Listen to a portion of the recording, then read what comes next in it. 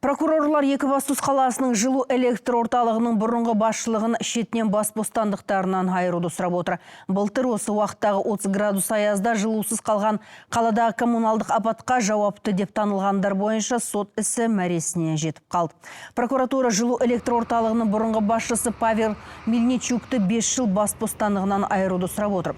Сонымен қатар осы орталықта лауазым иесі болған Виктор Веберге де осындай жаза сұрайды. Қылмыстық іс бойынша жауапты үшінші тұлға Екібастұз жылу жүйелері жауапкершілігі шектеулі серіктестігінің бұрынғы басшысы Евгений Горват 2,5 жылға қамалсын дейді. Іс материалдары бойынша бұл үшеуі жылу маусымының алдында орталықтың және жылу жүйелердің дайындығын жіті тексермеген. Тозығы жеткен құрылғылар болса да сақадай сай деп құжаттарға қол қоя салғандарын тергеуі анықтапты.